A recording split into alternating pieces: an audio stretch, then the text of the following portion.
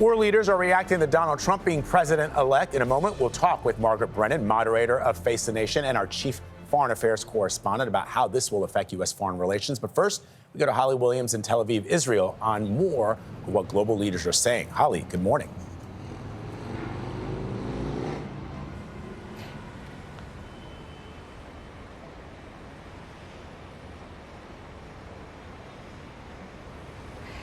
Good morning, Vlad. The leaders of several U.S. allies, including France, the United Kingdom, Germany, Australia and Japan, have all sent fairly standard messages of congratulations to President-elect Trump.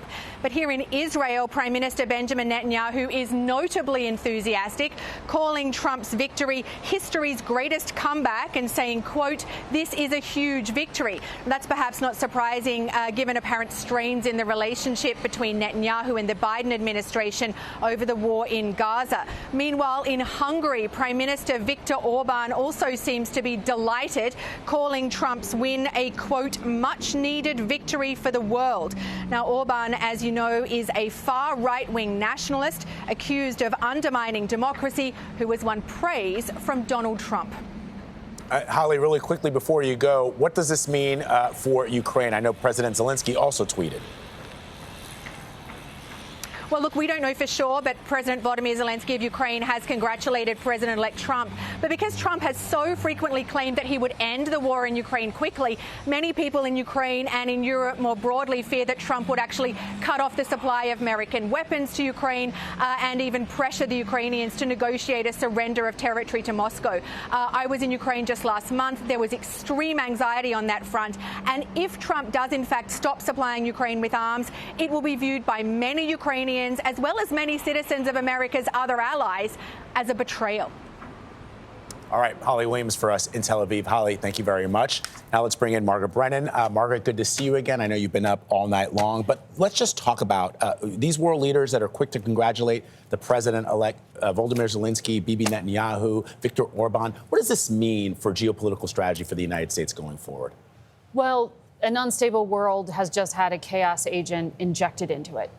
This world that Donald Trump will become a major player in as commander-in-chief of the world's most lethal fighting force is now facing the largest land war in Europe since World War II. The U.S. isn't party to it, but as Holly was just explaining, a major factor in what has kept the Ukrainians viable against this march Vladimir Putin has had through Europe. Europe is very concerned that perhaps that Ukrainian border won't be the stop, that perhaps Vladimir Putin, who we know, according to U.S. intelligence assessments, did favor this outcome.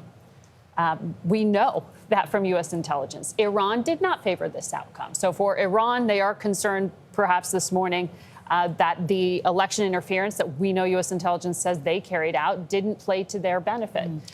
They are trying to assassinate Donald Trump. So it really depends on which world leader you're talking about. But largely speaking, it is the concern that the alliances the United States has tried to rebuild over the past 4 years under the Biden administration, that they will be fractured once again, that it'll be about transactions, not alliances. That's a big concern to NATO in particular. Yeah, that was my question. What do you think the world perception is of the United States with Donald Trump back in office again in January? I think, I mean, mind's blown, Gayle, honestly, from the texts that I have been getting from European leaders who were not ready to believe this. Remember, Joe Biden on the stump would constantly say, when I was elected, people would say, I'd say America's back, and they'd say, for how long? We now know that's 4 years. And we know that one of the biggest concerns, bipartisan concerns, is what happens next with China. Their military has been told to be on standby for 2027, possible capture of Taiwan. All right, Margaret, thank you so much.